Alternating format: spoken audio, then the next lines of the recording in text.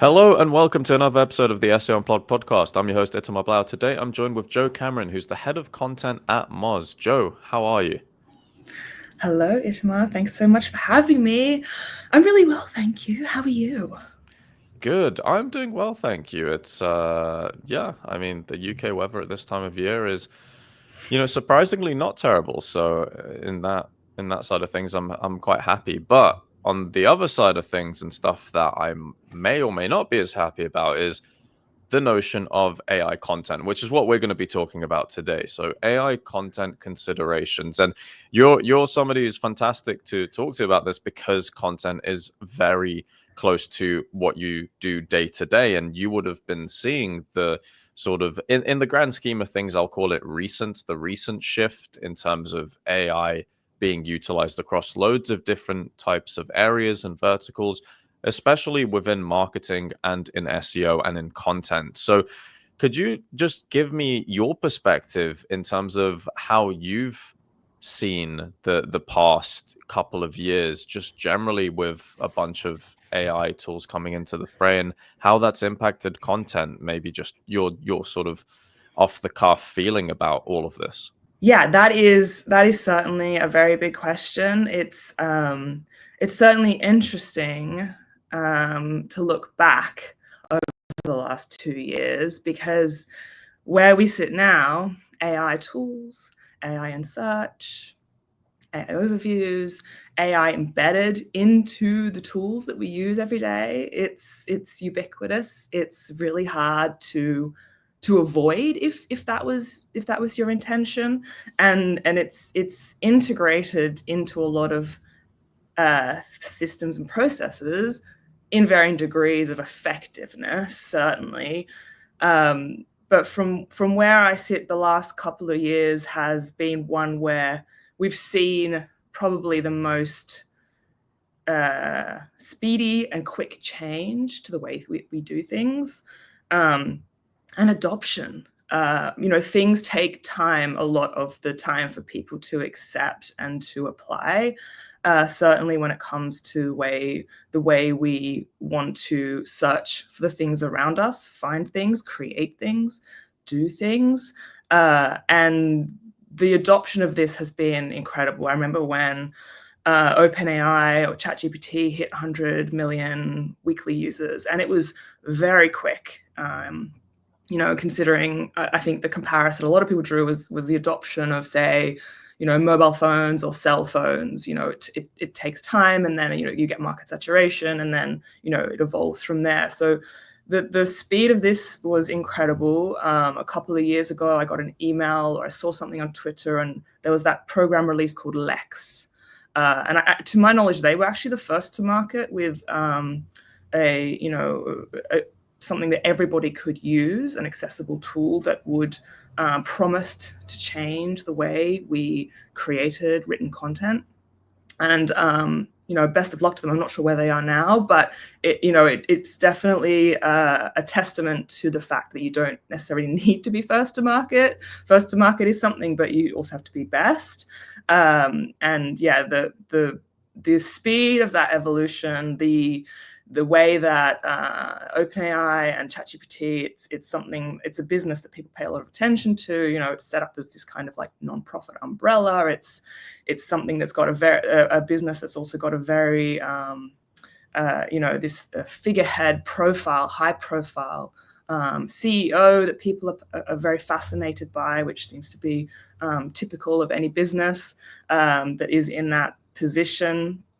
And then the way that it appears that there is a conscious effort to change search and to come after that bulk of search, the vast quantities of information that we put into Google to find the things that we want around us. There appears to be a conscious attempt to absorb some of that. So it's definitely interesting to see some of those existential threats that we have or folks have predicted coming for Google search actually coming in a potentially real way, because the way Google's power, and we know some of this from a little bit from the Google leak, a little bit from the antitrust case, a little bit from all different sides. But, a lot of their market dominance that they protect is the organic search, and it feeds their systems. And so as more and more people want to feed LLMs, feed these machines that need more and more information, the race not only to have this, potentially generative AI that operates vastly superior to any other, but to capture the bulk of search that's going on that can be fed back into that system. Yeah, right. And I suppose, obviously, from Google's perspective, it's traditionally always cared about providing valuable results for users that help them, and a massive part of that is the actual content itself. And so, with what we've seen, and I definitely take your point in terms of the adoption curve, which seems to have been sped up a lot more in terms of like a grand scheme type of technology, kind of similar to the mobile phone era that you mentioned. But I feel like with all of the different tools and ways that AI is being incorporated within content, and there's been, even from the beginning, I remember the OpenAI playground, where that was like the first time where I personally utilized the kind of content generation in term, not for like uploading actual like content, but more to see like what it can generate for me based on certain prompts.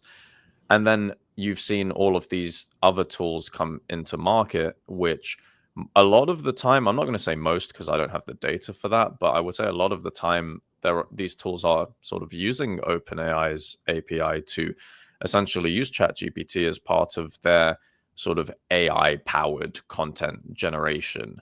And this is where my sort of next question is. It's sort of like, from your perspective, what should be those big considerations that, whether you're a publisher, website owner, content marketer, what should you be sort of looking out for in terms of the AI capabilities maybe that they've started implementing in their workflow, and what kind of implications that might have on what they're producing?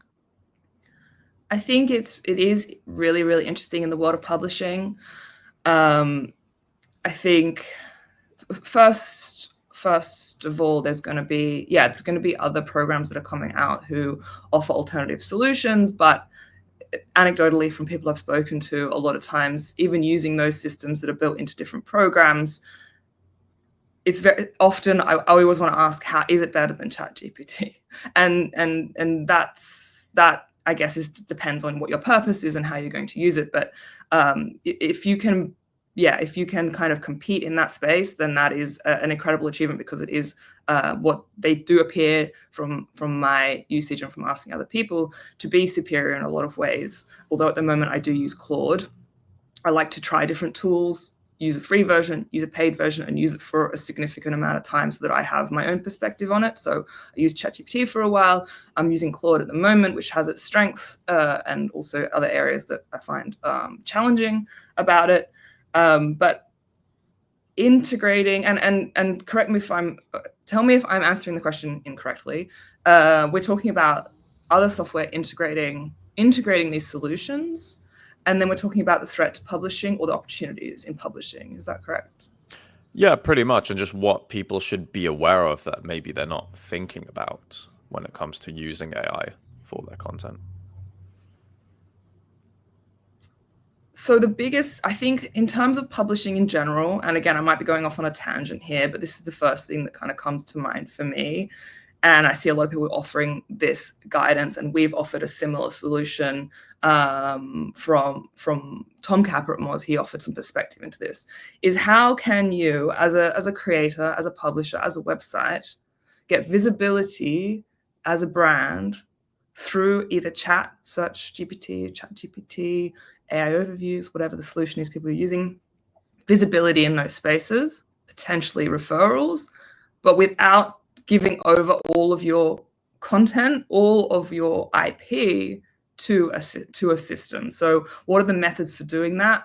Then there's arguments either side, and there's perspective either side, and I don't know if there's necessarily one correct way to do it, but one way is to think about well, I would like to control what these bots can access. Can you go into your robots .txt, and can you use that to exclude certain bots? The bot. Wait, am I saying about bot GPT? I'm getting a little bit confused. GPT bot, and then the other agents that are crawling the web. Obviously, one of the considerations is a lot of this has already been absorbed. A lot of the internet has been consumed and fed. But that doesn't mean that website owners and publishers shouldn't have the right to, at least in a tokenistic way, perhaps, depending on your perspective, let these bots know using a system and method that we have historically used to guide and disallow bots on the web. They should still be, in my opinion, able to do that in an effective way. So I think it's that balance that publishers are trying to strike, and again, whether this then is something that is going to be potentially rolled up into a class action. There was talk of that a while ago for some publishers saying, hey, my content's being taken and being used by these systems. That's a whole area that I think is one to be really conscious of. I think as SEOs, and I've worked in SEO businesses for 15 years now, we are very comfortable with the idea that a big company would take some of our content and dangle that, use it, featured snippets, use it to say, hey, look, we want to provide value to our users. We're going to take your content. We're going to offer a little bit on the SERPs, but we're going to also hand you off some traffic. And there's been this kind of give and take kind of agreement. And so we are, I think, and again, I'm interested to hear your perspective. I think that as an industry, we are familiar with that unspoken rule and that agreement of, okay, well, let's find that balance. I think it's all coming to a head now because for a lot of different reasons. Certainly the helpful content update from 2023 was really, really challenging for a lot of people. We saw Google extend an olive branch to some content creators and websites recently with the summit. But there certainly feels like that there is an imbalance, and I know that hits a lot of people really hard, especially if this is the way you make money and put food on the table. It's nothing, it can't be ignored that this is affecting people's livelihoods. Whether that is a chance to change and do something differently, certainly that's an option as well. But I do think it affects people's lives and affects the way that they've set up their lives if that balance is out of kilter. And with a lot of businesses, with tech so focused on AI and so focused on being the best at this because of the opportunity and because of the threat, there is a sense that it's like, well, if we can do this, just push everything else back a little bit. And again, I don't have insight into that. I don't know if there's conversations going on, but it's certainly the perspective that I see out there. So I think that it is worth publishers thinking about whether there is even a way that you can at least signal and say, hey, I did not allow this content to be consumed. That doesn't mean I shouldn't deserve some of the visibility. And I think that that's challenging because we have been a part of this unspoken, unwritten agreement for so long, and some people think that can be hypocritical, and maybe it is, but the world is full of hypocrisies. Yeah, absolutely. And this sort of takes me back for the past several months, really. I've had similar types of conversations with people who are in the camp that it's like, these AI software, they shouldn't be allowed, or these AI user agents should not be allowed to crawl our content and sort of spin it up and use it, especially when it comes to the accreditation part and actually referencing the sources of information, which that's where a lot of sort of bad press Google had early on with SGE and a bunch of other stuff, where it sort of would just spin up an answer and not really cite websites correctly until a lot of the SEO community provided feedback, and then Google took that on board to better improve their ability to do that.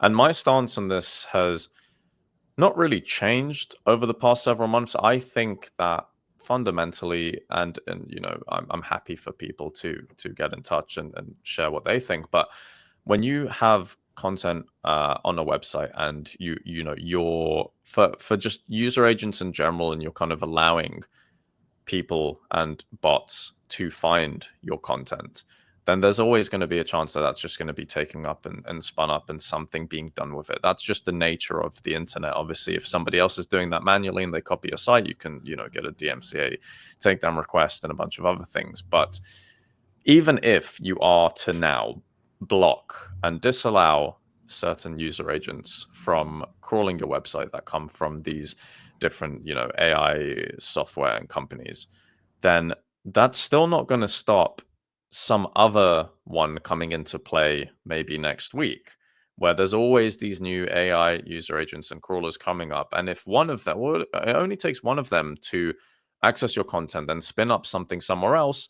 And then even if somebody else then uses your content, spins up, some AI generated content piece that takes stuff from you, publishes that, then that's not going to stop, assuming they haven't blocked the other open AIs and the Perplexities, Claude, et cetera, all of these different tools and softwares who can find your content. What's going to stop them from them using that as the source and then still spinning up your content, and you're sort of back to square one, and you've sort of gone through all of this effort still for your content to end up being used. So that's sort of like the types of conversations I've had in the past several months, and some people get quite they get quite animated about it, or like really they're quite passionate about these sorts of things. But I guess then the question is, if we're making the assumption that there's nothing you can do as a publisher, as a website owner, as somebody creating content, if you're putting it out to the web, I would say you should have the assumption that that's going to be found by some kind of bot or some kind of user. And there's nothing really you can do about that. I would say, unless you just want to be, not seen by anyone, and then you just block everything. But then what's the point, really? I mean, there might be a point, but generally, if you're trying to grow a business, what's the point? So then it comes to now, then the question of the considerations of actually using AI within content. Because for what I feel like we've seen, and this may be a prompting thing, where for context, people who see certain types of words within content will sort of know it's been generated by ChatGPT, because it tends to use a lot of the similar types of language and words that make it really obvious. So what's your take on this? And do you think we'll ever get to a point where AI content can actually be generated in a way that's actually not easy to detect? Because all of the AI detection tools that I've come across, and my hot take is that I think that most of the time they're pretty garbage. I think that you can write something 100% yourself and still get flagged as mostly AI written, which objectively isn't the case for certain things. But anyway, that's besides the point. But what's your take on sort of the evolution and how AI is evolving within content creation, and what's your take on it? Are you happy? Are you annoyed? Are you optimistic? Are you pessimistic? What do you think? I respect people who, for example, Kavi Cardos at Women in Tech SEO conference, I was not able to make it, but she made a very bold stance and said, I am not using AI. And I really respect that. I think that's a cool take. I am using AI. I think it gets you from 0 to like 60% pretty quick. And it doesn't mean you have to do work. I think in your chat previously with Greg, it was this kind of like, yes, it can be used with a human at the reins, this kind of like with the right person in charge, well, not the right person, but a person who understands, a bare min of like how to prompt, how to take something and say, okay, well, this gets me somewhere that I now can then refine and edit and bulk out and build out. I find that prospect pretty exciting because of its scalability opportunities.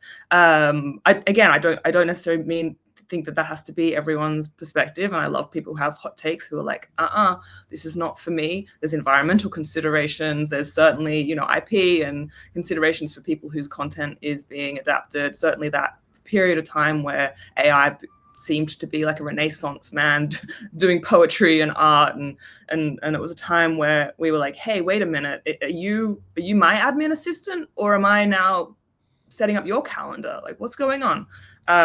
So I know that I'm going to find opportunities to use it and hopefully use it properly.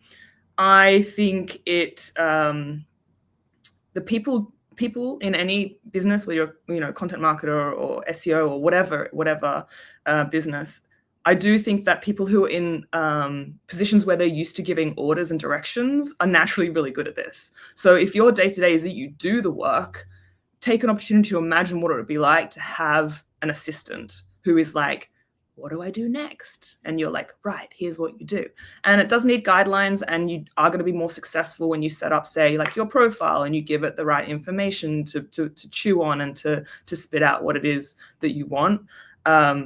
So I think that there's degrees of success in how this can be used. I think that your initial comment earlier about,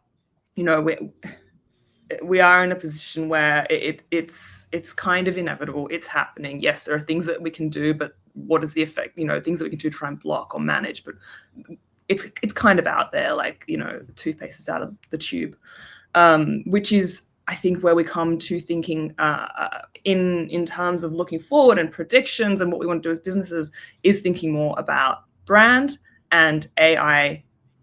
I don't know what the word is, resistant, or creating opportunities for people in your business to build their personal profiles, to create content that has more perspective. One of the main content like this, like you're doing right now, this podcast where you have people who sit down and chat, is one of the things I would consider, at least for now, to be something that can't be directly replicated with AI as much as a guide or a blog. And while I still think those kinds of pieces of content are really still valuable, it is something that someone can pick up, like you said, even if it's not on a mass scale. Certainly an individual can take that and say, I love that, I want to do something in a different style. So it doesn't mean that they're redundant. It does mean that there's opportunities for individuals and businesses to think more about their brand profile, their brand presence, people at their company, how they're turning up, what does that look like?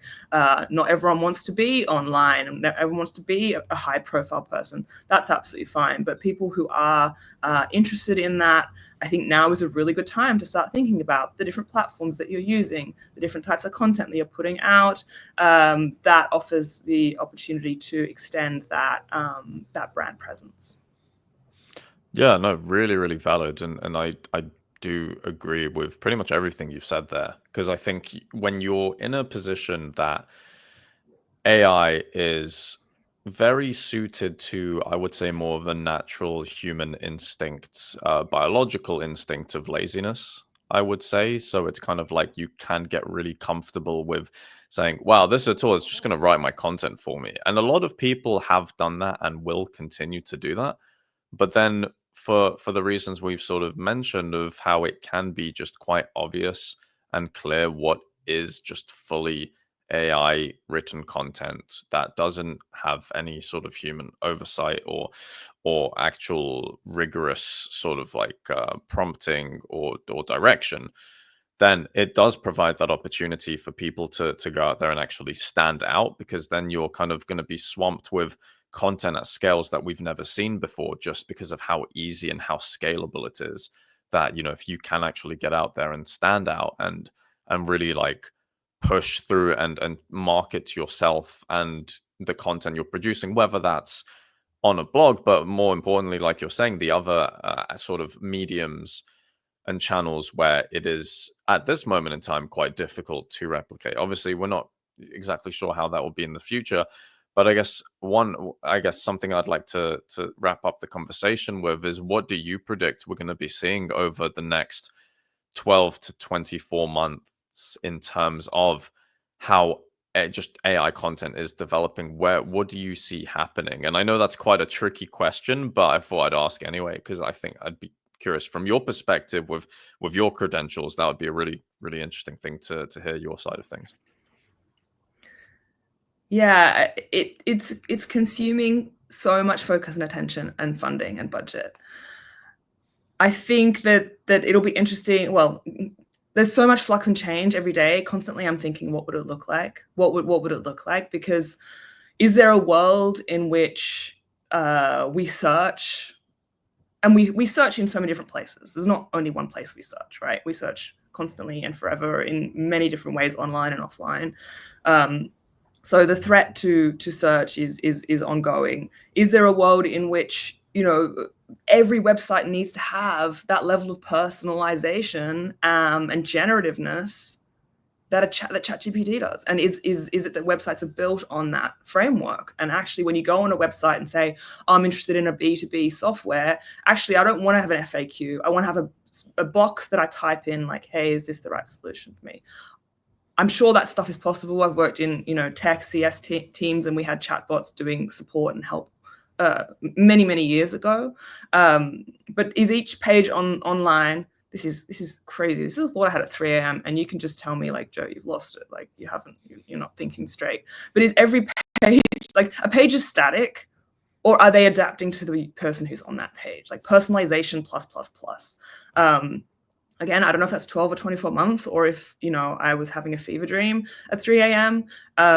In 12, 24 months, I think we'll probably have, to a certain extent, a leveling off a little bit, unless there's like a massive breakthrough with, you know, AGI, and there's all kinds of stuff going on about that, and the implications and the ethics and where we are in that. There's going to be a continued race, but I do think that it's also reaching a point where people are, certainly in our business, we still want to know how we can achieve some you know, organic traffic or traffic through whatever means through these systems. I think there still has to be you know, this sort of agreement, unsaid agreement, or the possibility for people to invest in more content that feeds these LLMs is threatened. Because where are people, who's going to put budget into kinds of content that is only taken and sucked up and served to people through other services, unattributed, not cited, and without a link so people can find you? So there's definitely a threat there. I think my hope is that there is enough sway within, you know, publications and sites who are saying, hey, this isn't okay, that it then filters down to people who are trying to make a living online. Because the reason I got into SEO is I want, you know, and a lot of people do, is that you want to see people thrive. You want to see businesses thrive. You want to see people being successful online. And you know, there's a whole spectrum of ways that you can build a business online, and organic search has been an incredibly lucrative way to do that when done right. And so my hope is that that still exists, regardless of what the final winner of the race to AGI or to the tool that beats them all, and that achieves the biggest adoption and captures all of that search and builds this big, huge, muscular transformer-like thing that, you know, that we all probably continue to use, and also are cynical of its purpose. So I generally have, whilst layered in cynicism, I think I do have a positive outlook, because I do think that, again, like, there's this need for the content, there's this need for the information. So that funding and that desire to do that has to come from somewhere, and it has to be funded by something. There has to be some kind of promise of revenue or traffic, I think, in order for that to make sense for people to continue to do. Yeah, very, very interesting take. And I feel like there will be people listening out there who wholeheartedly agree with you there as well. And I think it is such a tricky thing to navigate, also because it's something we've never kind of seen before, had to deal with. So there's all those aspects to it. But Joe, this has been really, really interesting to hear your perspectives around just AI content, how things are changing, what you think is going to be happening. Where can people find you if they want to sort of continue the conversation or ask any questions? Thanks, Itamar. Again, it's been a total pleasure chatting with you. It always is. Appreciate you a lot. I'm mostly hanging out on LinkedIn at the moment. So yeah, you can find me on there, and you can also find me behind the scenes on the Whiteboard Fridays, which we film in London. Awesome. And just as a disclaimer for people who haven't watched Whiteboard Fridays, from Oz. They're incredible, not just because I've been on it. The other episodes before mine and after mine are also incredible. So really recommend checking that out. But yeah, Joe, as I said, thank you so much for your time as well and your insights. And to everyone listening out there, we will see you as always in the next episode. Hey, you've reached the end of this video, but don't worry, there's plenty more great content that you can watch right now. All you have to do is click one of the 2 video links on the left side of the screen. And also, if you haven't already, make sure to subscribe and turn on the notification bell to never miss out on future uploads.